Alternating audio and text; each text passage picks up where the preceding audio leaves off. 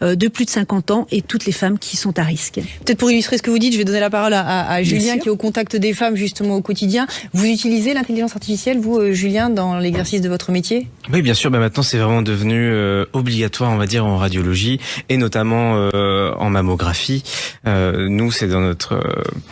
c'est ce qu'on appelle le radiologue augmenté. Oui. Donc c'est vrai que nous, ça nous aide effectivement dans notre pratique quotidienne parce que en fait on a beaucoup de dossiers à voir. C'est vraiment, on va dire, ça permet de mettre ses ceintures et bretelles. Nous, ça va nous aider au fur et à mesure dans la journée. On n'est pas toujours à 100%, ou ça peut arriver parfois qu'on passe un peu à côté. En fait, ça va nous aider vraiment à ne pas passer à côté et à attirer notre œil. Alors c'est intéressant parce qu'on entend beaucoup l'intelligence artificielle va supplanter l'homme, elle aura plus de capacités. Vous vous centrez positif et très optimiste. En fait, c'est un compagnon qui permet d'aller encore plus loin. Exactement. En fait, moi, je vois ça vraiment comme une aide, et tous mes collègues aussi. Ça permet de nous d'avoir une sécurité. Pour les patientes aussi, c'est quand même une énorme sécurité aussi.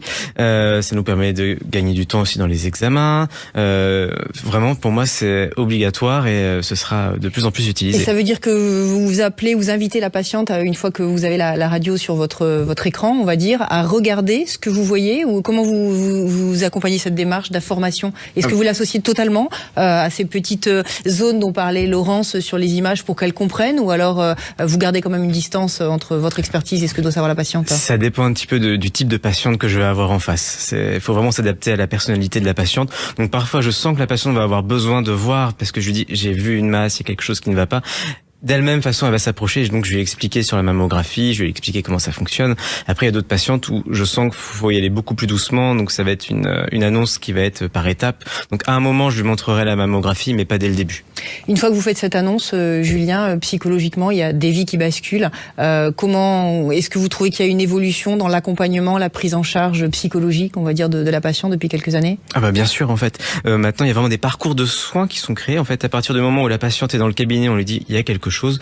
Nous, on a des hôpitaux, des cliniques, des médecins avec qui on travaille, et donc la patiente a déjà son parcours qui est prêt, c'est-à-dire qu'elle ressort de chez nous, il y a déjà son rendez-vous qui est pris chez le gynéco, chez le chirurgien pour la suite. C'est-à-dire que la patiente, on lui dit pas madame, on a trouvé une pathologie grave, bonne journée. Non, maintenant, c'est vraiment accompagné jusqu'au bout, parce que c'est vrai que c'est vraiment, la vie bascule à un instant T, et ces patientes-là qui parfois sont aussi qui sont isolées, il y a besoin vraiment de les accompagner et de les prendre par la main pendant tout le parcours pour que ça se passe bien.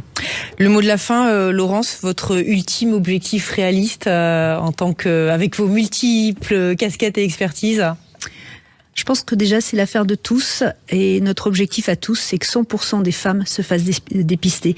Et peut-être un message, n'ayez pas peur de l'IA. Qui va monter dans une voiture qui n'a pas d'ABS? Eh bien maintenant, on ne devrait pas faire de mammographie sans intelligence artificielle. Merci beaucoup Laurence Contarassus, Maryse, Julien, merci. Je rappelle l'adresse web du site de la Haute Autorité de Santé, donc c'est has-santé.fr. Vous allez sur reconstruction mammaire et là vous vous laissez guider.